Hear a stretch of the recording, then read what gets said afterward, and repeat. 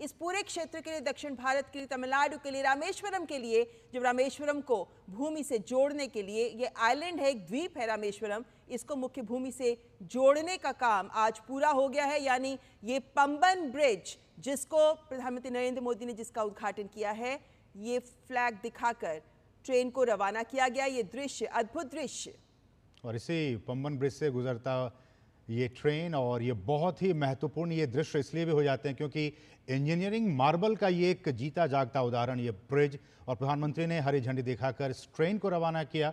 और हम कह सकते हैं कि अब इसका विधिवत उद्घाटन हो चुका है। आप देख सकते हैं किस तरह से वो सारी चीज़ें, वो दृश्य, रेल मंत्री भी उस वक्त मौजूद, और कुछ समय के बाद हम आपको वो दृश्य भी दिखाएंगे जब इसके नीचे से जहाज़, जो पानी का जहाज़ है, वो भी गुजरेगा। वो दृश्य भी हम आपको दिखाएंगे। अभी इसके ऊपर से ट्रेन गुजरता हुआ वो दृश्य आपने देखा कि किस तरह से रामेश्वरम को मुख्य भूभाग से जोड़ता हुआ, और ये वो दृश्य जिस बात का मैं जिक्र कर रहा था, ये इंडियन कोस्ट गार्ड का ये पुराना ब्रिज है वो खुला ही हुआ है और जो नया ब्रिज है वो ऊपर उठा हुआ है। आप जो पीछे पीली लाइन का ये ब्रिज देख रहे हैं, यही ब्रिज है जो दरअसल नीचे होता है, लेकिन इस शिप के गुजरने के लिए इस ब्रिज को ऊपर उठा दिया गया।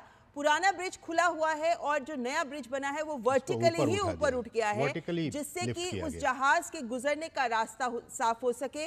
और यहाँ पर अगर हम कहते हैं समुद्री परिवहन ये एक महत्वपूर्ण है, तो रेल परिवहन, तो दोनों तरह के महत्वपूर्ण परिवहन के साधन हैं जिनके लिए एक सुविधा उपलब्ध कर रहा है ये पंबन ब्रिज, जिससे ये आधार, ये एक आप अंदाजा लगा सकते हैं कि इस क्षेत्र को कितनी बल मिलेगा, संबल मिलेगा यहाँ के विकास को लेकर, यहाँ पे आर्थिक गतिविधियों को लेकर, लोगों की आवाजाही को लेकर, जीवन की सुगमता को लेकर। ये जो ट्रेन यहाँ से गुजर रही है, ये क्योंकि यहाँ पे ये जो रेल खंड है ये बहुत महत्वपूर्ण है, और ऐसे में इस रेल के गुजरने के लिए दो स्टेशंस यानी कि रामेश्वरम और तांबरम, इन दोनों को जोड़ने की बात हुई, और इसलिए ये रेल खंड बहुत महत्वपूर्ण है। लेकिन ये जो ब्रिज है ये शिप्स के आवागमन के लिए, यानी पानी के जहाज के आवागमन के लिए बहुत महत्वपूर्ण है। पुराना ब्रिज जो खुला हुआ दिख रहा है आप तस्वीर में ममता देखिए, ये वर्टिकली लिफ्ट किया गया है इस ब्रिज को। आप इसके नीचे से फिर आप शिप को गुजार सकते हैं। तो ये आप देख सकते हैं, ये ऊपर उठ रहा है।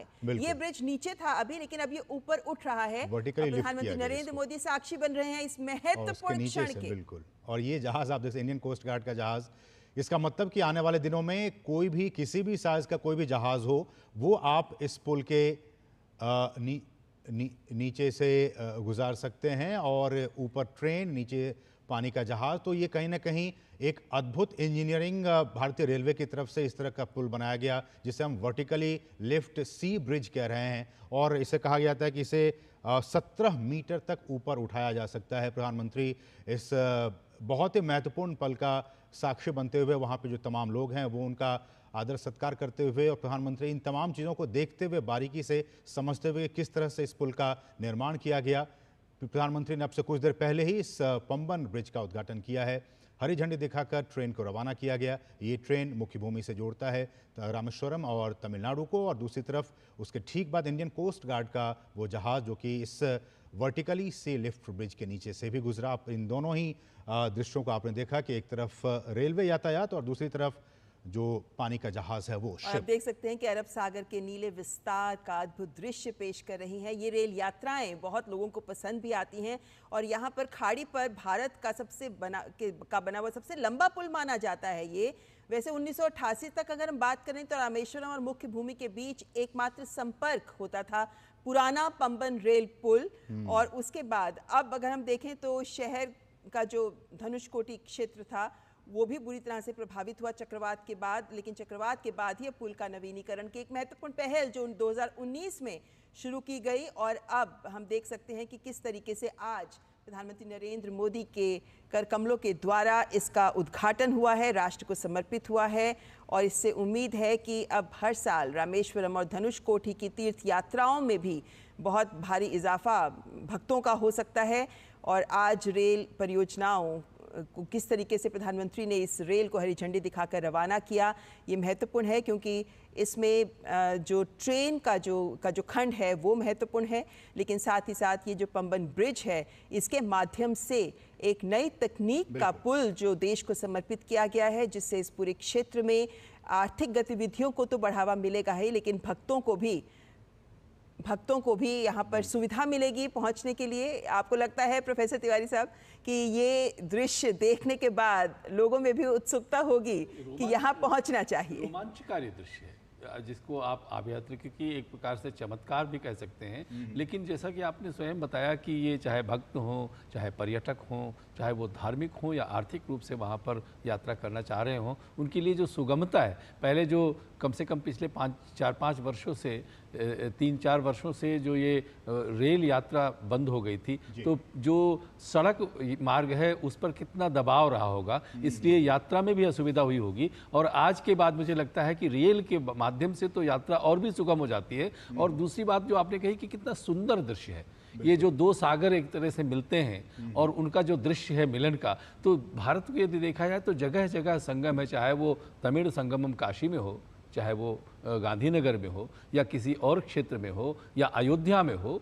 तो ये जो संगम है, ये संगम किसी न किसी रूप में मुझे ऐसा लगता है कि आर्थिक प्रगति की ओर संकेत करता है। जितना भी लोग एक दूसरे से मिलते हैं, जितना भी आवागमन होता है, जो भी आवागमन होता है, तो उसमें कुछ आदान प्रदान होता है। और जी जो आप कह रहे हैं उसी बात को आगे बढ़ाते हुए, आज का दिन रेलवे के लिए और रेलवे के इंजीनियर्स के लिए एक बहुत ही महत्वपूर्ण दिन है। प्रधानमंत्री खुद वहाँ पे मौजूद हैं, उन्होंने उद्घाटन किया। हमारे साथ फॉर्मर चेयरमैन जया जी इस वक्त मौजूद हैं। जया जी, एक बार फिर से आपको और रेलवे को बहुत बहुत बधाई कि इस तरह का इंजीनियरिंग मार्बल आप लोगों ने हमारे सामने पेश किया। और इन दृश्यों के जरिए जो लोग इस वक्त देख पा रहे होंगे, उनके मन में भी एक आशा जगी होगी कि क्यों ना हम भी कुछ दिनों के बाद इस पुल पे जाएं, इस मार्ग पे यात्रा करें, रामेश्वरम जाएं।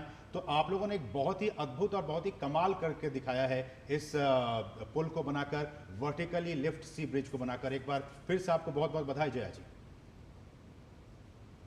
जी बिल्कुल, भारतीय रेल के लिए ये बहुत ही गौरव का क्षण है, क्योंकि ये बहुत ही कठिन परिस्थिति वाली जगह है जहां पर इस ब्रिज को फिर से कंस्ट्रक्ट किया गया है और इतनी बेहतर टेक्नोलॉजी के साथ कि ये आगे लंबे समय तक चले।